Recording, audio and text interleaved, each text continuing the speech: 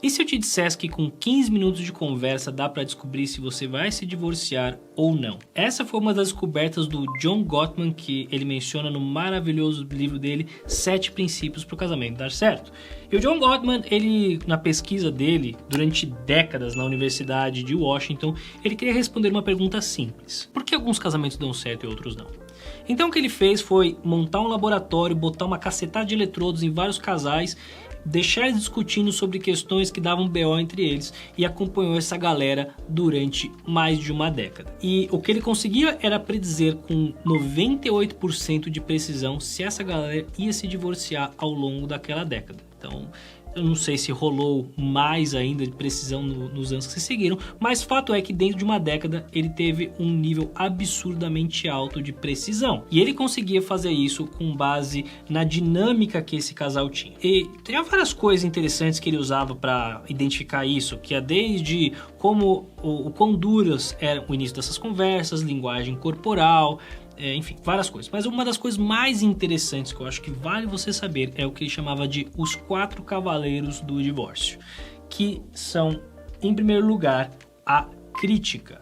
Quando havia muita crítica entre os casais numa dada discussão, isso era um indicativo muito grande de divórcio futuro. E é tipo assim, você virar para o seu parceiro e dizer, olha, eu estou puto porque nós combinamos que você ia tirar o lixo e você não tirou. Você pode fazer isso? Isso não é uma crítica, isso é uma reclamação, mas não é uma crítica. Crítica é você virar e falar assim, ô seu preguiçoso, por que você não tirou a porcaria do lixo que a gente combinou? Dá pra você fazer isso? É diferente. Uma coisa é você apontar para um comportamento, para algo que aconteceu, uma outra coisa é você dizer, você é um ser humano preguiçoso. Isso é uma crítica e esse era um autopreditivo de divórcio. O segundo preditivo de divórcio era o desprezo. Casais que tinham uma tendência a se divorciar se tratavam com ironia, desprezo e coisas do tipo, é claro que você não fez, e coisas dessa natureza, porque isso é uma forma de você depreciar a outra pessoa de uma forma que não era saudável para o relacionamento. Elemento número 3, defensividade. Quando uma das pessoas do relacionamento chegava com um problema, a outra pessoa recebia esse troço com defensividade. Mas você também não fez tal coisa. Mas você tem que entender que não sei o que lá. Esses são elementos que, enfim, uma vez mais encaminham para o divórcio. E o quarto elemento é o que ele chama de stonewalling, que significa basicamente você ignorar outra pessoa, que é quando uma pessoa simplesmente desiste da interação. A outra tá falando, ela simplesmente se finge de morta, começa a assistir TV e ignora completamente outra pessoa. Então, esses são 4 elementos que, quando eles são presentes numa discussão, é um indicativo forte de divórcio no futuro. Então, se você tem isso no seu relacionamento, talvez seja legal você repensar essas atitudes. Mas mais importante do que isso, talvez você esteja se perguntando, é beleza, André, e o que ele descobriu sobre os casais que dão certo? O que ele descobriu foram 7 princípios fundamentais, como o próprio nome do livro sugere, para que o seu casamento dê certo. E o primeiro desses elementos é fortaleça o mapa do relacionamento. Casais que dão certo são casais que se compreendem muito bem. Isso pode parecer um pouco óbvio, especialmente porque no começo do relacionamento você conhece muito um ao outro, mas conforme o tempo vai passando e novas amizades vão surgindo, novos interesses vão surgindo, novos hobbies vão aparecendo, as pessoas comecem a parar de conhecer uma outra tão bem. E isso é um problema, porque quanto menos você conhece a pessoa, mais fraco o relacionamento vai ficando. Então, a primeira sugestão, que é uma sugestão muito básica, é conheça profundamente o seu parceiro. E esse é um exercício que ele é importante de ser feito constantemente, porque a gente vai mudando ao longo do tempo. A gente vai começar a se preocupar com novas coisas, vão ter novos desejos, novos interesses, novas preocupações. E quanto melhor você conhecer o seu parceiro em relação a tudo isso, conforme o tempo for passando, mais forte vai ser o seu relacionamento. Princípio número 2, cultive carinho e admiração. É muito comum, conforme a gente vai se relacionando com uma pessoa e vai convivendo muito com ela, a gente começa a perceber coisas que não são tão legais assim, coisas que a gente não gosta, coisas que irritam a gente, coisas que dá vontade de dar uma cabeçada na parede. O problema é, tudo aquilo que você foca se expande. E quanto mais você foca nas coisas negativas, mais aquele troço começa a tomar conta de como você percebe o seu parceiro. E se você deixar isso acontecer, é um pouco óbvio que as coisas vão se encaminhar para algo muito ruim. Se você quer cultivar bem o seu relacionamento, é importante você nutrir de maneira deliberada a atenção e o carinho com o seu parceiro. O que, uma vez mais, pode parecer óbvio, mas na prática não é muito o que as pessoas fazem. Elas acabam se deixando levar pelas irritações e pelos problemas, e elas deixam de oferecer carinho, elas deixam de admirar. E é sempre importante você ter esse exercício deliberado de, o que eu admiro no meu parceiro? O que é uma coisa que meu parceiro faz que eu acho que é incrível? Ou uma característica que ele tem que eu queria ter também? Coisas dessa natureza são algumas das dicas que podem te ajudar a ter um relacionamento muito mais forte. Princípio número 3, contar um com o outro. Contar com o outro não significa só na hora dos BO e dos problemas. Eu tô com um problema, vou conversar com meu parceiro. Claro, isso é um exemplo. Mas contar um com o outro também está nas pequenas coisas do dia a dia. Numa pequena interação, nossa, você nem sabe o que aconteceu hoje. Tem leite na geladeira. Esse tipo de interação, por mais boba e pequena que possa parecer, é uma tentativa de conexão.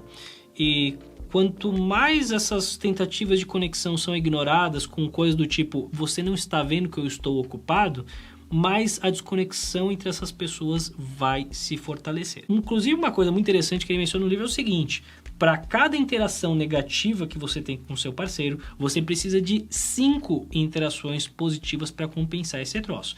Então já dá para entender que se você tem uma sequência muito grande de interações negativas, fica muito difícil contrabalancear isso com as positivas. Então você contar um com o outro, seja nos problemas, seja oferecendo atenção, cuidado e conexão, por menor que seja tudo isso, é algo fundamental para a saúde do relacionamento no longo prazo.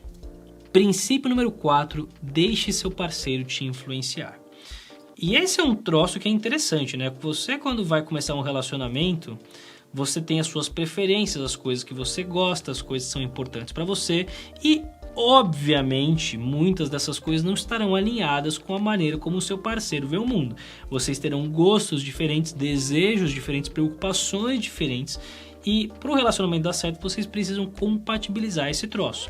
E compatibilizar não significa simplesmente vocês chegarem num consenso sobre como fazer certas coisas. Significa também você permitir um ao outro que vocês se influenciem, porque a partir disso vocês vão ter novas perspectivas de mundo, uma nova forma de agir, uma nova forma de viver, e essa é uma questão muito chave para o relacionamento florescer, porque senão o que acaba acontecendo por conta da natureza de interdependência de um relacionamento é que uma das duas pessoas vai começar a se ressentir com a outra até o ponto que o relacionamento se desgasta de uma forma que não tem muito como consertar. Princípio número 5, resolva os problemas solúveis. Caso você não saiba disso, o livro tem uma informação muito maravilhosa que é 70% dos problemas que você tem no relacionamento são problemas eternos que você vai ter de novo e de novo e de novo de maneiras diferentes. Coisas do tipo, uma pessoa gasta demais, a outra pessoa gosta de economizar demais. Uma pessoa gosta de sair, a outra pessoa gosta de ficar em casa. Uma pessoa tem um certo nível de limpeza e higiene e a outra pessoa tem outro. Então, muitos desses problemas eles vão acabar voltando de um jeito ou de outro ao longo da vida.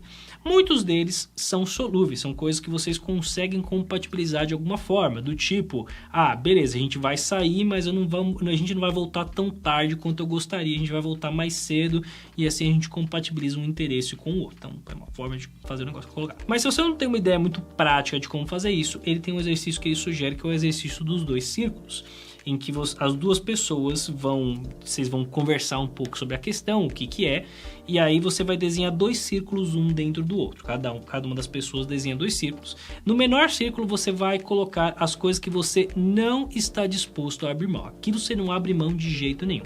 E no círculo maior você coloca as coisas que você está disposto a abrir mão, onde você tem margem de manobra. E aí depois vocês escreverem isso, vocês comparam com o outro, conversa e tenta se entender. Em geral é um troço que funciona muito bem e ajuda você a encontrar um meio do caminho que funciona para as duas partes.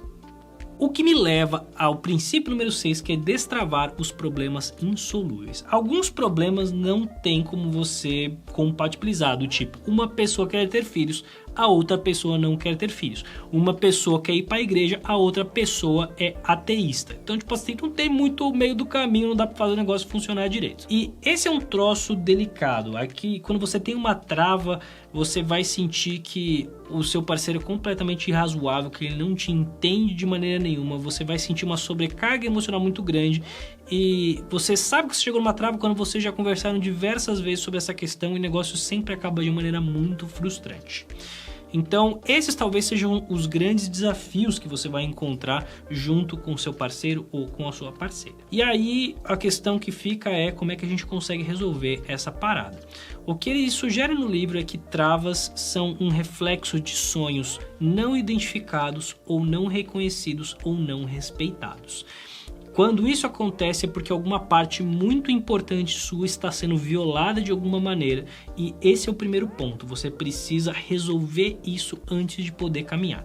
Então o primeiro passo para você sair de uma trava é você ter uma conversa muito aberta, muito tranquila e muito honesta sobre quais são os seus sonhos, por que aquele troço é importante para você, por que aquilo é um valor, de maneira bastante profunda, bastante honesta, e bastante verdadeira. A partir disso, como esse é um troço que mexe muito com as emoções, ele sugere vai dar um tempo, vai tomar um vinho, vai tomar um banho, vai fazer qualquer coisa para vocês relaxarem e poderem entrar no universo pragmático usando, por exemplo, a técnica dos 2 círculos.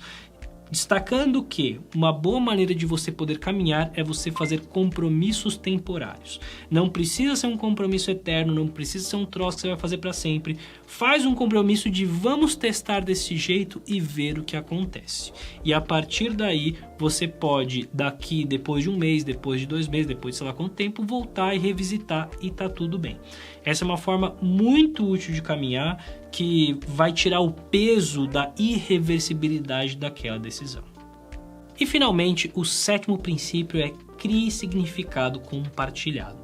No livro ele menciona rituais que podem ser de várias naturezas. Alguns deles ele coloca de maneira religiosa, espiritual, mas não precisa ser isso. Pode ser, por exemplo, o que eu faço com a minha esposa é que de tempos em tempos nós sentamos para fazer os nossos planos de vida, nossos desejos para nossa vida profissional, para nossa vida financeira, para nossa vida familiar, para nossa vida amorosa, e a gente troca o que eu quero, o que me preocupa, o que ela quer, o que preocupa ela. Putz, eu tô com um problema, o que você acha que eu devia fazer? E essa é uma coisa que nos torna mais fortes, porque a gente tem uma coisa que é nossa, que a gente constrói um significado conjunto que vai além da soma das partes. Não é só uma ajuda pragmática, não é só um troço que é bacana de fazer, é realmente uma forma de construir um significado conjunto que vai muito além daquela atividade. É claro que pode parecer muito fácil falando desse jeito, né? Nossa, que princípio simples e fácil de fazer. E lógico que não é. É lógico que na prática do dia a dia vai ser muito mais cansativo, desgastante, complicado que pode parecer. E controle emocional é uma questão chave para o sucesso desse troço. E se você está em dúvida aí de como fazer isso ou como você poderia ter mais controle emocional, dá uma olhada nesse vídeo aqui em que eu vou te trazer algumas dicas fundamentais que vão te ajudar a ter um relacionamento muito melhor.